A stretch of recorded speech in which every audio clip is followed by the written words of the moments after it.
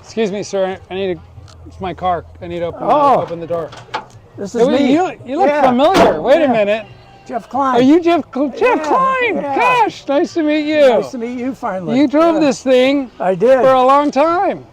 I did. You might still have my imprint in the seat. Yeah, it was the same seat. We're going to have to get you in it next year. I want to. You have a moment? Yeah. We can do a quick interview? Sure. All right, let's go in my booth. All right. I like your hat, by the way. Yeah, I know how to buy a hat. This is unbelievable. Here you go. Oh, clean that off. So you drove the Hyde Park car from 72-ish to 75? Is that about right? That After car. Nels Miller, and then I drove the sister car, the 35, from 75 to 78. That's right. Now Tim Breck has that car. Correct. Yeah, fantastic. So before you started racing with Hyde Park, you were in C Sedan in an Alpha GTA. Well, when I started racing, I was in a Lotus Super 7. Okay, even quicker, yeah. 1965. Okay. And then I was lucky. I realized I couldn't afford to go racing at 21 years old. So I had found a guy that had a TR4 that he wanted to go racing with. And he didn't want to race, he wanted to own the car, which was perfect. Yeah. And I drove that for a couple years. And then he owned one of the first computer analysis companies. And he put together a consortium of 26 people who each contributed X amount of money. I forget what it was. I think we had around $30,000, which in today's money would be like 300. Right. And he bought a Alpha GTA Junior. So that's the one that you know. And I drove that in 70, or 69, 70, and 71. So in 70, you were at the runoffs. In 69, I was in the runoffs. And you led every lap, right? Well, no, in 69, I went from 8th place on the start to first place in the first turn. And then a guy, Harry Theodore, punted me. Yeah, I came back to finish third. And then the next race was at Atlanta. I qualified in the pole, led every race, and then the car broke on the last lap. Yeah, every lap. And it was it like the distributor or something had gone? The distributor popped up, and when I went back down, it was in a different place. Right. Yeah. What a bummer. Now, if I remember correctly, there was a lot hinging on how you finished in that race. If I had won that race, Pete Brock was going to hire me to be John Morton's teammate in Trans Am. Wow. And my life would have taken a completely different turn. You would have been driving that car. Yeah. But the truth is, I think Pete Brock only liked my wife. He spent a lot of time flirting with my wife. Yeah. And she's smart enough to know how to work the program. Right. Yeah. So, well, you know what? That would have been interesting to see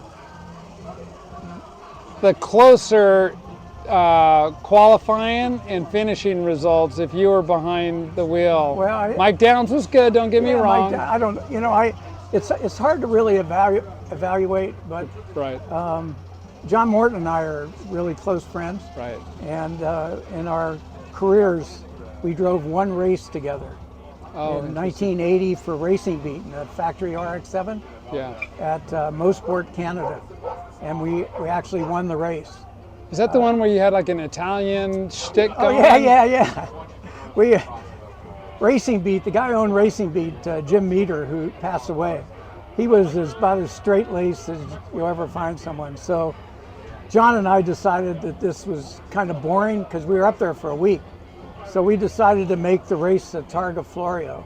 Oh. And he'd be Nino Vaccarella, and I would be, he'd be Tazio Nuvolari. Right. And I'd be Nino Vaccarella, and we ended up speaking broken Italian to each other and to everyone else for a week. Funny. It drove them crazy. I bet drove the people at Racing Beat crazy. And then when we won the race, I remember we were walking down the pit, and we had all the garlands and the trophies and stuff. And we're going, kiss of the winners, kiss of the winners. And we had all these women lined up for a kiss. It must have drove them crazy. Yeah. So let's go back to late 60s. Yeah. you're super fast. I mean, how many? Something like 40 I races. won, I think it was 45 SCCA races in the Alpha. Yeah. And They had to get the attention of the factory, right? well, the first year we were factory supported by Alfa Romeo. They gave us a little bit of money each race and a parts allowance. And then the second year, Alfa talked the guys who owned the car into giving the car, loaning the car to Otto Zipper. He's a famous old guy.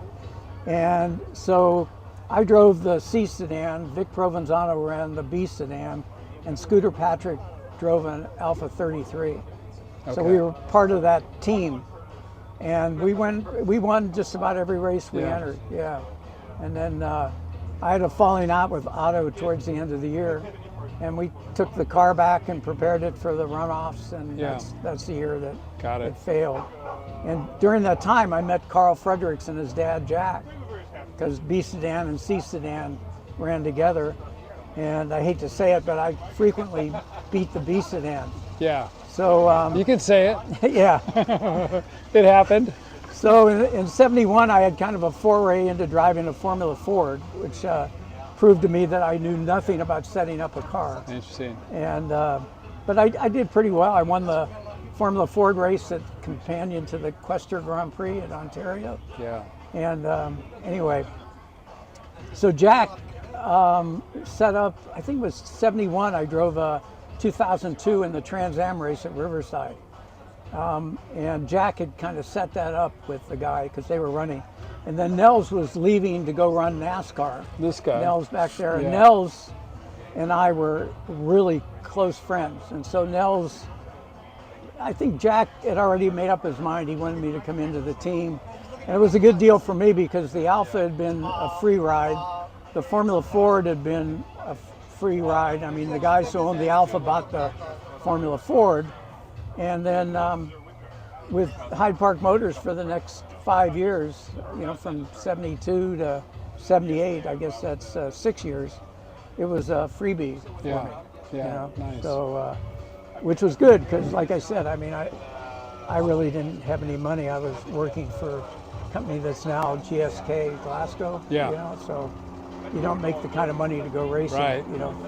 So one thing I noticed is the Alphas and the Datsuns, obviously the Porsches, they seem to have good qualifying and good finishing results. It seemed like the BMWs had good qualifying, but they didn't have consistent finishing results. They had, you know, DNFs, and it seemed like the engine had issues. What was happening in Europe that wasn't happening here? I think, you know, in Europe, in Trans Am, you couldn't run like an Alpine head. You couldn't run a lot of the trick stuff that you could run in Europe, which was basically what became a Formula 2 engine. And that same block, I believe, became the Formula 1 turbo engine, the same block. And I just remember they had a lot of problems with stuff, simple stuff, like, you know how on a 2002, the exhaust manifold stud screws into the head, and that would like work its way out, and then when that happened, all the oil came out of the engine and got on the exhaust, you know. That's not good. And usually told you to stop before it blew up. Right. But I would say by '72, when I started driving for Hyde Park, they were pretty bulletproof. Jack Fredericks used to dyno the car on one of these portable dynos that you know, you get a bunch of garden hoses and hook them up to the engine, and he'd stand behind this thing and rev the thing to 8,000-9,000 RPM, and he was like 3 feet from it. You know, if you see a dyno room now, they have a complete closed off room, and the engine would be where the other BMW is. Yeah. So it was crazy, but he built some good engines. That's what I heard or read, that they were pushing 220 plus horsepower. 240, 237, 240. And Carl, I hate to admit this, but Carl used to rev them to 7,500, 7,800 RPM. So I remember I was in a race at Phoenix, and I was trying to pass this guy, Norm Balzer, I think his name was, in a 510, and I couldn't get around him. So I revved the thing to 8,500 RPM, and all of a sudden the car went a lot faster. So from then on, I always shifted it. It didn't break, so I Yeah. just shifted it to 8,500. Just move the red line. Yeah, I just moved the red line arbitrarily, which you can do if it's not your engine, not your True, car. yeah. And sometimes when you have your competitive spirit going. Yeah. Well, Jack was, they were funny. You know, you posted pictures of the transporter. Yeah. So they used to keep a couple engines in the boxes down below, underneath. Oh, interesting. And I remember we were somewhere where we were in a dirt paddock, and we popped an engine in Carl's car or my car, and they had basically what was a long block. Uh-huh. So he opens up the thing, pulls it out, dumps it on the dirt, I remember. They dragged it over to the car, and then they pulled the engine on the broken one and put all the stuff on it. And, hilarious. Yeah, it was crazy. Another story I remember, we were at Willow Springs and blew a head gasket. We were testing, I think. And Jack and Carl changed the head gasket less than 10 minutes. Pulled the head studs up, lifted the head up just enough to pull the gasket out, slipped another one in, put it down, torqued it down, and 10 minutes later, That's crazy. ready to go. They were amazing. Jack used to run midgets back in the day. Okay, in the so 30s. he was a mechanic. Yeah, So Jack built the engines and Carl did the suspension setup, or was it the other way around? You know, I hate to admit it, but the suspension stuff was so crude. I mean, we used to use tires up like there was no tomorrow, because the cars were so stiff. They were basically go-karts, you know? And I can't remember ever changing the springs, ever adjusting the shocks. And I don't think we ever adjusted the sway bars. I mean, we just drove them the way they were. And we'd put air in the tires. Yeah. And we ran staggered wheels, you know, the tires in the back were a little bigger in the front. I noticed that. The wheels were the same size, but we had bigger tires in the back. And I remember once at Seattle Raceway, there was a whole lot of understeer. So Carl put the rear tires in the front. So we had the fatter tires in the front than the rear. So to say Carl tuned the suspension would be kind of generous. Yeah. But Jack did the engines. He was amazing. Yeah, it sounds because like that. Carl basically ran the dealership day in, day out. Right. And Jack, they had a Toyota dealership, and Jack kind of ran that, but he spent all his time up at they had a area of the shop, which was a pretty good sized shop for the day, for the race cars, and he'd be in there puttering with the engines and stuff. He obviously was pretty smart to get that kind of horsepower. Yeah, back then, maybe one other BMW, the number 69 car, but I don't remember any BMW that keep up with us. Don Pike. Oh, Don Pike in Trans Am. Yeah, Trans Am. Yeah. That was. He's not in this, That might but be the one. yeah, that could be him there. Yeah. That is. He ran a car for a wealthy couple called the Gregorys, and they raced too, but neither of them were very good. But they were enthusiastic, and they had a guy, Stu Haggard, that took care of that car, and it was fast. But they never ran club racing, and we didn't run very many professional races. And then you could be able to tell me, when did the Trans Am Championship stop? Pretty much 72. Yeah. Yeah. So Don Pike was kind of out of a ride. I remember seeing him in some Mustangs or something after that. Yeah, I know he was piloting like a Ford Falcon and beating all of the Mustangs. So Carroll Shelby, I'm told, said he wanted to get him out of that car and into one of his cars. I believe it. He was a good driver, and I was, I think, 27 or 8, you know, in 72, 28. And we used to think he was really an old guy. He was like 38 or 9, you know. What's that old guy racing for, you know? I heard he had like movie star looks. Oh yeah, my wife, I mean, all the women just went crazy about him. He was really, Jim Rockford. really a handsome guy, yeah. But he was a nice guy too. Yeah, that's what I heard. Yeah. So then you finished up with Hyde Park in 78, and then your career just went like parabolic, it seemed like. You went from Mazda, and you had some faster cars and bigger teams. Well, like I said, I didn't have any money, really, you know, and so this was a great deal for me. But there was no next step, and probably if there was one key in my career, is that I was able to go from one step to another serendipitously, you know, it's like it was just dumb luck. It's meant to be. So a guy who worked for Hyde Park, his name was Duke. Duke Radcliffe, I think was his name. Anyway, he went to work for Racing Beat, and they were preparing the first RX-7. So they were looking for a driver for the 24 hours. So in '78, I had driven a Ferrari Daytona at the 24 Hours of Daytona with Don Devendorf and a guy named Mike Kaiser, who made a lot of movies. And anyway, Duke said, well, you should hire Jeff. Hire being kind of in quotations, because I think they paid the expenses. I don't really remember getting any money for it. And anyway, they said, you should hire Jeff because he's got experience at Daytona. And so anyway, I went down there and it was like a job interview.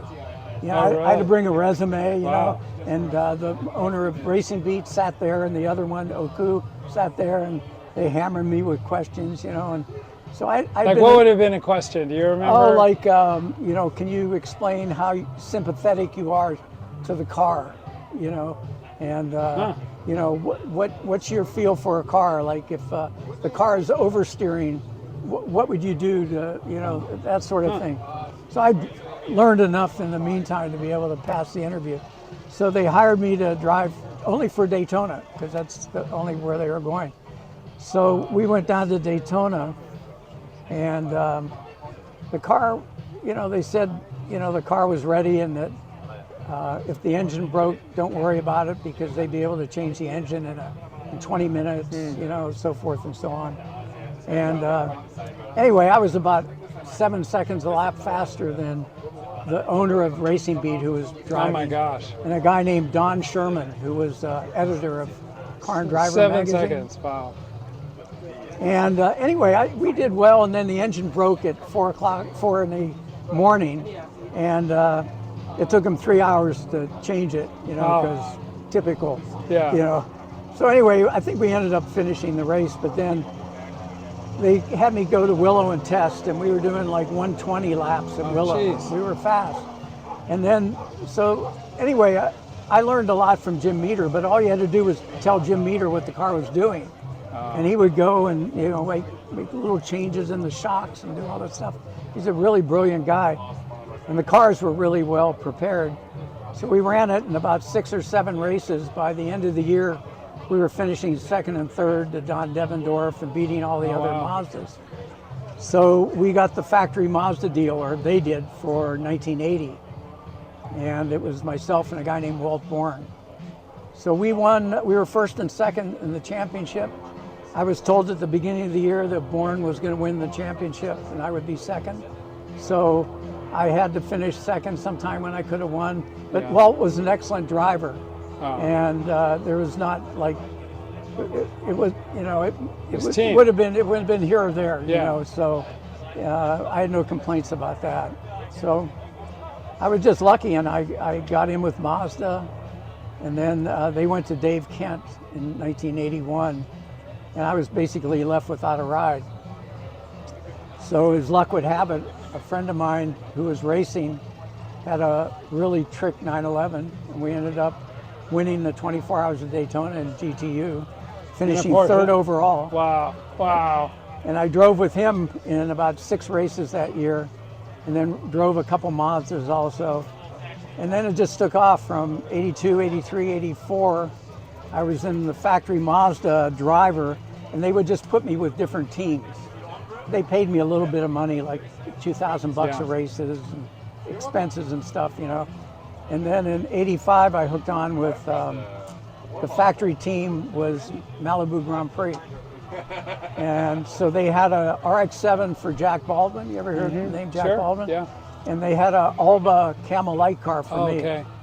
And then I drove with Jack in the long distance races in the RX-7. And we won, I think, 4 races together. And he won the GTU championship. And then I drove the Camel Light car in like 6 races, and we won 2 of those. Wow. And then 86, and then they shut down Malibu Grand Prix because the guy spent too much money on Malibu Grand Prix. So 86, I was without a ride. So this is how luck goes. In '86, I hooked on with a guy for just Daytona and Sebring, a guy named Jim Rothbart, who was 6'6", and I'm like blind 5'7" and a half. I'm 5'6" and a half. So we win Sebring in Camel Light car, finished 6th overall. Oh, wow. And so there was a guy, Don Bell, who was president of a big computer company. And he had a really fast Camel Light car with a Buick engine. So I was without a ride after Sebring. So I called him and I said, how about hiring me? I said, your car's really quick and you're kind of wasting getting paid drivers in. Why don't you try and win races? So he did. And we did really well, except the car broke a lot, but we were fast, really fast. And he hooked up with Spice the next year. Oh. And that's the Big next sponsor. year in '87, I was a factory Spice driver. I set 15 lap records, won 6 races, set, I don't know, it was 13 fastest laps, and was on the pole 13 times. That must have felt good. It did. So I want to end on one story that we talked about earlier today. The terminal speeds at Le Mans. You were 250. 252. Yeah, and then so you're at what are like airplane speeds, and then you told me right after then you went and looked at some insurance. Yeah. Recant that story for us. Well, let me like you said on the post that I was a Jaguar guy, but I only drove the Jaguar once. Yes, right. So I really don't identify with that. Understood. But it's Le Mans. Yeah, a guy in early '89, I was driving with Kostas Los, this Greek guy, really wealthy Greek guy, in a Spice for the Spice factory team.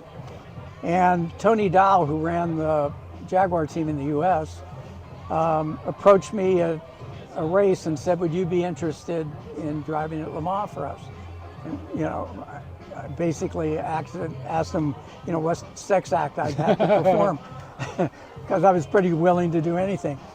And anyway, so they sent me a big contract, you know, to go to Le Mans. I forget what I got paid, but it was somewhere in the neighborhood of 20 or 25,000 bucks for the weekend. And anyway, so I go to Indiana, we test a couple of days at Mid-Ohio, and then we get on the plane, go to Le Mans. Get to Le Mans, and Price Cobb, who you probably heard of, and I kind of hooked up, we were buddies. And we decided instead of renting 2 cars, we just rent one and we go together. And he was very helpful because he had gone the Porsche the year before. And, you know, we drove around the track and did all that stuff. So I have to kind of give you the ambiance before I get to that story. So I go to my trailer. So every driver had their own little trailer or their own little caravan, as the English called it. So I go in there and there's 4 pair of pants in purple, right? There's 4 shirts, you know, the team shirts. There's 3 or 4 team sweaters. There's a team parka. There's team hats. There's 3 driving suits, all done up and everything. And even purple driving shoes, you know, because their colors were silk cut, were purple and white. So I thought, man, this is unbelievable. So anyway, so we go out and practice, and the first time I got in was night practice, and we're going down the straight at around 250, 252, and at that moment, a Sauber goes by me, and he's going like 1 mile an hour faster. So he's like just creeping up on me long enough that I could look over and see him. And it was this guy, John Louis Schlesser, and he kind of waved at me. And because we were going, it was like someone passing you on the freeway, just going 1 mile an hour faster. So this was before the chicanes. Okay. It was the last year before the chicanes. So you go through the kink and you pull 4 G's in the kink, and it's flat out at 250 miles an hour. So needless to say, you couldn't get a needle in my butt with a jackhammer. I mean, it was... I can imagine. So I get out of the car and I go, thinking to myself, do I really want to do this again? Right. And I thought, I have life insurance, and if I die, my family's taken care of, because by that time I had a 16-year-old daughter. And you know, my wife, we're still married. Anyway, so I found this guy, John Gorsline, and he goes to all the races and he hooks up drivers with insurance without paying exorbitant rates. So I go over there and I'm going to buy disability insurance because I figure if I'm crashing this car, I'm going to be, if I live, I'm going to be maimed, right? So I go there, and Ari Lyondike, who won the Indy 500, he's in front of me with the same idea. Wow. Yeah, we had similar ideas. So I did buy disability That's insurance. smart. You know. And anyway, so we ended up qualifying in the top 3, I think, or 4. I don't remember exactly. And you know, the car broke, you know, when the sun was still out, which could be 10 o'clock at night. So Price Cobb and I said, screw this race. So we get in a rental car, because his car broke too. All the Jags broke that year. They had a camshaft problem. So we get in the car and we go to Paris, because we're not going to watch the race anymore. We're typical race drivers. If we're not in the race, we don't want to be at the race. Right. So anyway, we go to Paris and we have dinner and so forth and hang out. Went and bought watches for our wives, a couple of Ebel watches and so forth and so on. It was kind of funny.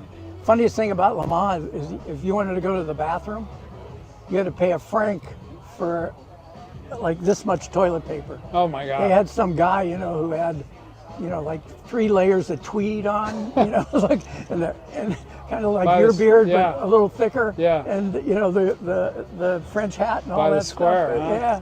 And he was selling toilet paper. Hell of a deal. Wow. So anyway, so that was the last time I was at Le Mans until I did the Le Mans Classic in the early 2000s. And then let's fast forward. I don't know how much more time we do have. Obviously, we don't want to take all of your time. You did some vintage racing, kind of full circle. Rug Cunningham, who bought the car in '75 from Carl Fredericks, sold it, and then he bought it back with Gherkin's help in the mid '80s, and then he campaigned him. You did what, 15 races or so? 15 Yeah, races back in the old car again with Carl a couple times. That must have been a blast. You know, when we were running these cars, Carl in the 35, me in the 34, the guys in the Datsuns used to whine because we put them in a Hyde Park sandwich. And they used to call it the Jeff and Carl show, because we would just run nose to tail all the time when we could. And we did the same when we ran vintage races. Funny. If you could ever find some footage from that Tustin race that they had, I think just once. I'll have to look it up. Yeah, the cars were white and blue then, but then we ran at Coronado several times. We ran at Laguna. We ran at Sears a few times. And Rug was real generous, and then Rug had a 3.0 CSL that I drove for him.